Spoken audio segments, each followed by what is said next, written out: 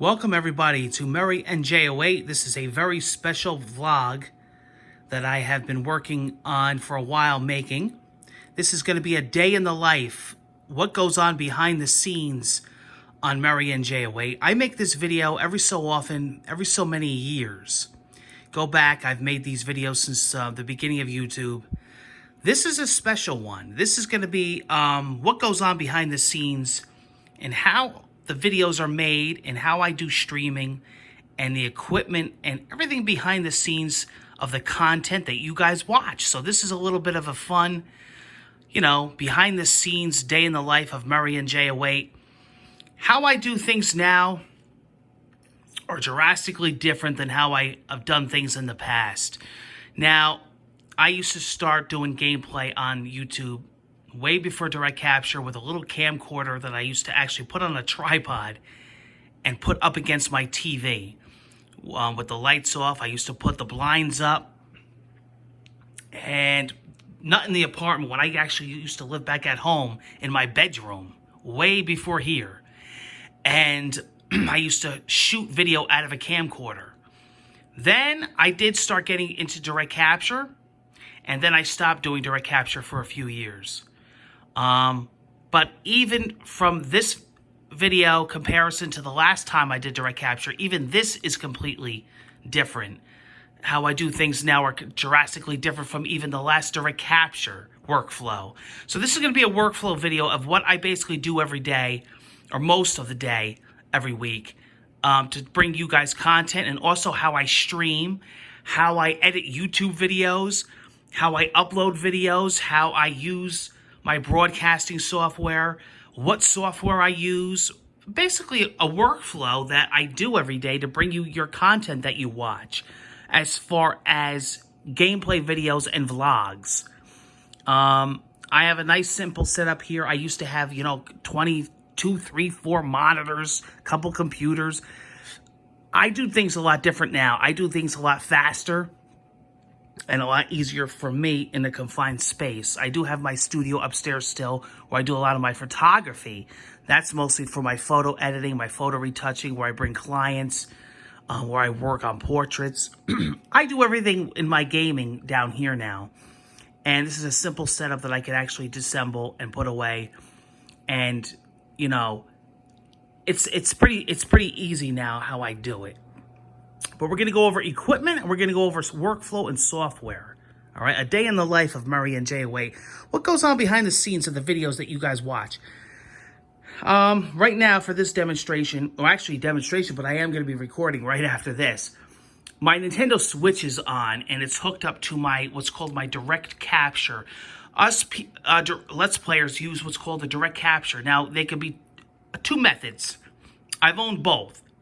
Actual internal card that gets installed onto your computer, or an external device. Right now I'm using an external device that hooks up via USB and HDMI.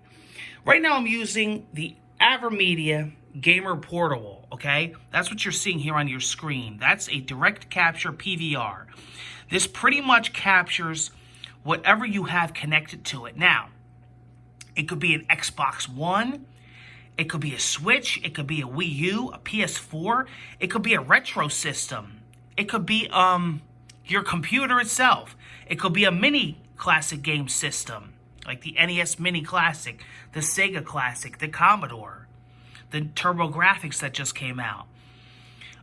That's what I love about this. Anything you throw at this, it'll handle.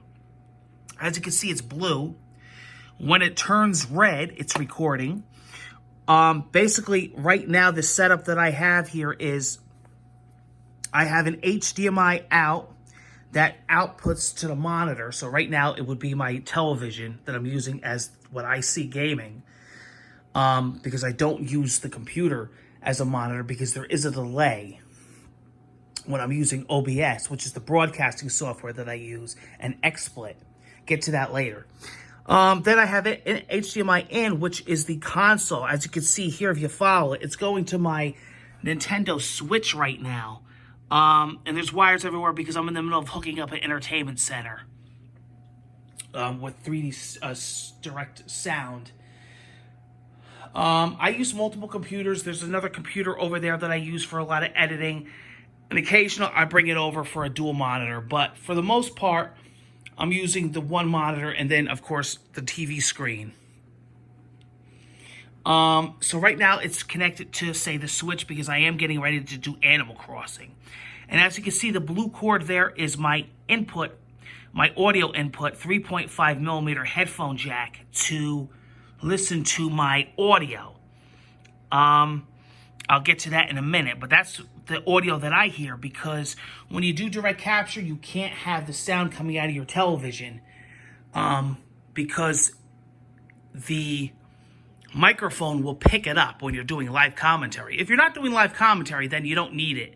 You can boost your speakers and, you know, play your games like you normally would. But when you're doing direct capture with live commentary, you need to have your audio enclosed so your mic doesn't pick it up because then you'll have like a double echoing effect. So that's where my headset, my Turtle Beach headset gets plugged in. And then I have volume control so that I could volume control it. So there you go. That's my direct capture PVR, okay? That's how that works. That's capturing everything, any video source basically that you throw at it, okay? Then we come over here. I have my gaming chair here that I use in my office. This is a professional podcasting microphone that I got from a place called Musician's Friend. Not the cheapest choice, but the audio is crystal clear. I have complete range in how I edit the audio. I have a special program called Audacity that I could tweak the audio. It's great for podcasting, live commentary, when I do my direct capture, voiceovers, whatever you want to do. It's on a boom arm. I can swivel it. I can throw it back and forth. I can adjust it. It's got 2 pop filters, so it catches any, you know, pop filters from your mouth, from your voice. It filters everything out really nice. And then that's on that nice boom arm that I can swivel and move it in and out of the way as I need it. I have the USB cord going over it through it so it's out of the way. And that sits right in front of me. So when I'm podcasting, the mic is right in front of me, okay? As you can see, right hooked up next to it is my headset. This is a Turtle Beach headset. Now, I don't like to go and buy multiple headsets for different consoles. And because I'm doing a little bit of a different setup than you normally would, my headset is set up with the AverMedia Gamer Portable HD PVR, so it's not going through the controller. So this is a universal headset by Turtle Beach that will work with any console. This will work with Switch. This will work with Xbox One. This will work with, you know, PS4, PS4 Pro, whatever, PC, retro games, whatever, because the audio cable is going into the PVR. So whatever device the PVR is set up for, the headset will work. It's nice. It's comfortable. It's padded. The ear cushions are beautiful on this thing. And it also does have a chat mic, but I don't use that because in this scenario, because I'm using the, well, unless I'm doing Call of Duty or something where I got to talk to everybody, but I'm normally doing live commentary with my podcasting mic. But it does have the option on that headset to do the chat mic when you bring the chat mic down. It's built in it, so it's very nice. It's an awesome headset, and that's what I'm using to enclose my audio when I'm doing live commentary. Okay, when I'm having my audio switched off the TV. Because, again, you don't want the mic to pick that up. All right? So that's the hardware part of it. And like I said, that's how that works as far as the equipment that I'm using. We're going to get into another piece of equipment in a minute, but like I said, we'll get to that in a minute. Here's where I sit down, and here's where I mostly look at and see when I'm talking to you guys and podcasting and streaming, and say this is in front of me. I'm sitting here. You guys are watching me on camera. I'm using the built-in camera on my laptop. However, I do have another full HD camera coming on the way that I'm going to be messing with. It's a very advanced, couple $100 webcam that we're going to be trying out here. I'm still in the midst of trying out different things and tweaking things as we go along. There's my PVR there. It sits there. So here's my Murray and Jay Waite screen. This is my main YouTube channel here, okay? As far as streaming, this is my Twitch channel here. This is the creative stream manager, the creative dashboard. This is where most broadcasters sit and spend most of their time. I can control the title of the stream. I can edit stream information. I could watch you guys. I could moderate the chat channel, watch you guys chat. And everything is in here, even though most of this stuff is built in now as docs, floatable docs in OBS, which is the broadcasting software that I use. But I do have the option to keep this open and check on things right directly from Twitch. As far as uploading to YouTube, which I'm going to be doing in a minute here, this is where I would, as I call, babysit and sit and watch my YouTube uploads as my videos files upload. You know, I could do my edits, my keywords, my documents, my title, my description, my playlist. This is where the YouTube videos will upload to from my direct capture or my vlogging folders on my desktop. This is where I upload. As a matter of fact, I'm going to start one right now. I'll show you. Let's see here.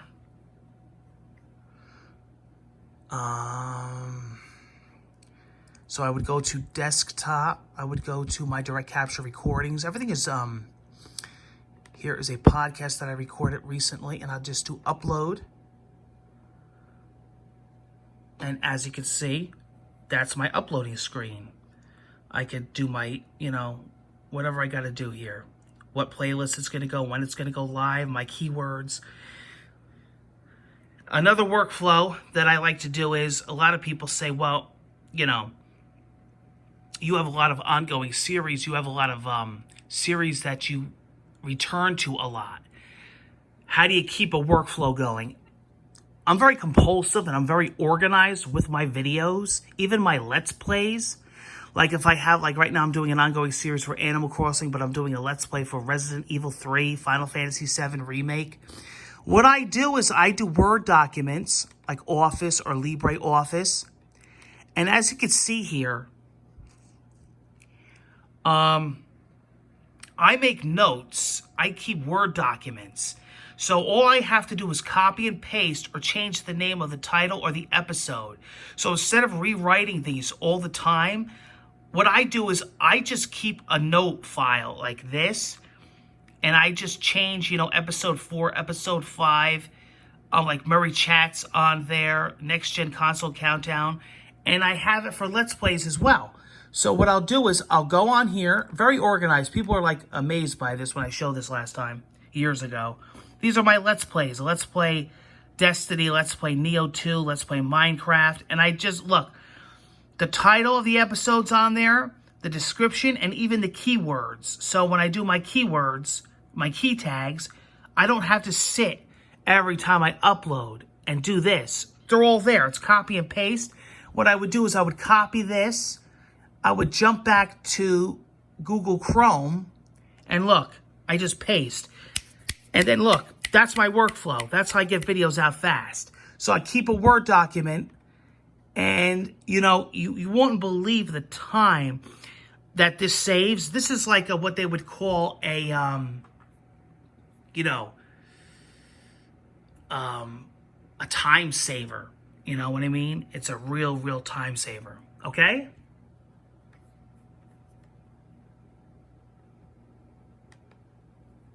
Big time saver, actually.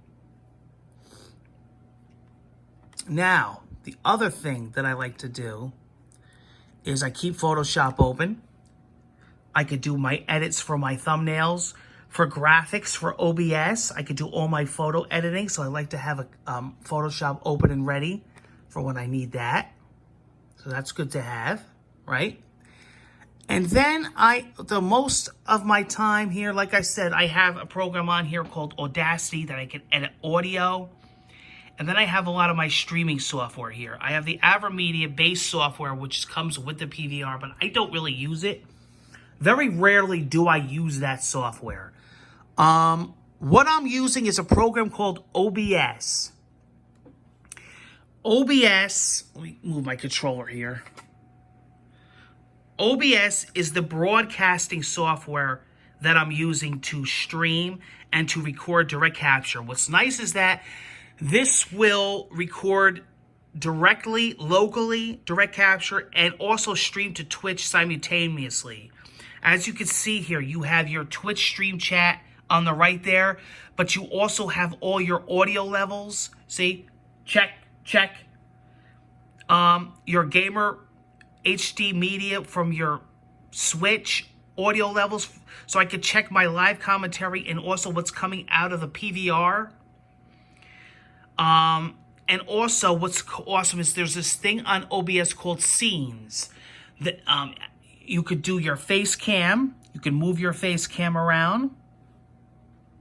But Scenes are awesome because Scenes are cool because this is where you have your be back soon. So if I want to take a break, when I'm getting ready to start up a stream like Final Fantasy VII, these are the graphics. I could have scrolling text.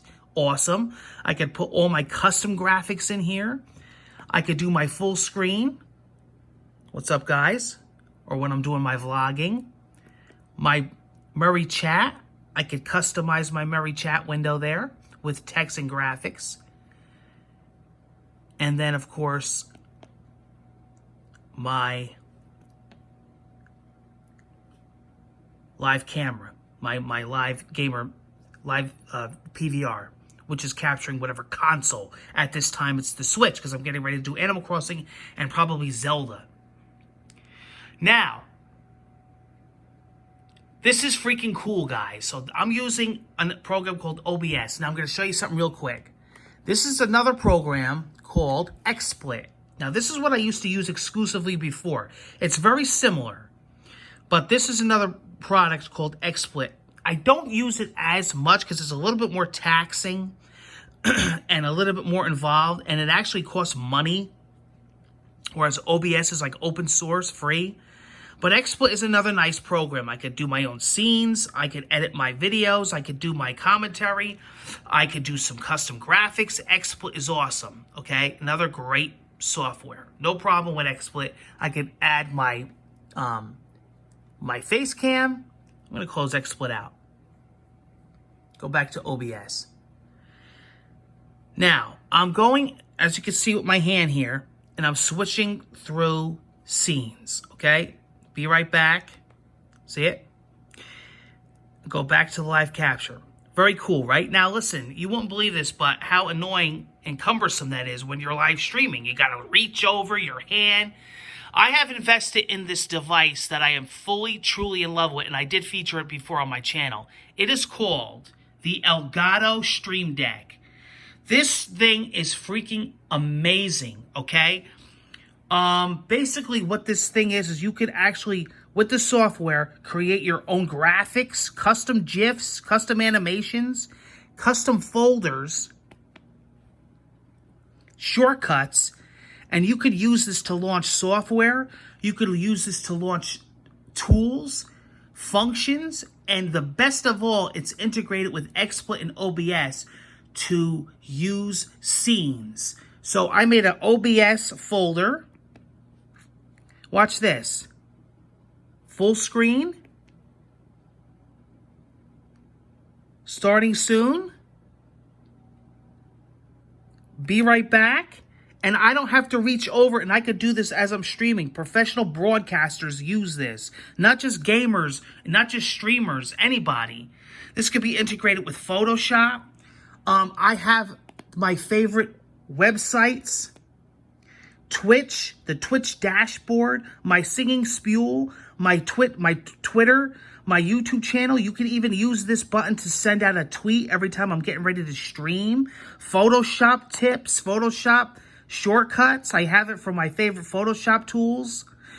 record and stop so I don't have to keep reaching over to record and stop when I want to stop a direct capture. Mute the mic if I get a call or I got to stop a scene, mute the mic on and off. This thing is a lifesaver, and instead of looking like an idiot fumbling through keys when I'm live on stream, the Stream Deck does it all for you. It sits right here in front of me, and it's just a freaking amazing device. And once I started using it, I could never go back, and I could never dream of not even having it. I don't know how I did it in the past without having this device. So that is the Elgato Stream Deck, okay? And like I said, the software is amazing. It even comes with a key creator that you can actually customize these keys with your own logos. So, and you can put text on the keys, as you can see. Very cool. So that is the Stream Deck. And this is OBS. And this is where I spend most of my time. So that's how I do everything. That's my workflow. That's my equipment. This is where I sit and do most of my stuff. That's how I stream broadcast. That's how I direct capture my videos. That's the equipment. That's the hookup. And that's the workflow, guys. And really, there's nothing else really to say. It's a lot different than what I used to do, I admit. I'll have to maybe put some links in this video description. You could go back for fun and check out some of the past setups that I did through the years, how differently it was, and the different, room and the different setup and the different studio I was in, different equipment through the years. But this is the latest, and I gotta tell you, trial and error, it's a learning experience, but I think this is my favorite setup so far, and this is really working for me. I'm still tweaking. I'm still going to be changing a few things for the better, but I think this is really working out. It was a lot of work to get here. A lot of, like I said, trials and, trial and error and what worked and what didn't work. But, that's what it's all about. You got to put the time in. And it's definitely an interesting setup, and it works for me. Hey, listen, everybody's different. But this is my workflow, and this is a day in the life of Murray and Jay Waite, and this is what goes on behind the scenes. Take care, guys, and I'll be seeing you on the next video. Until then, take care.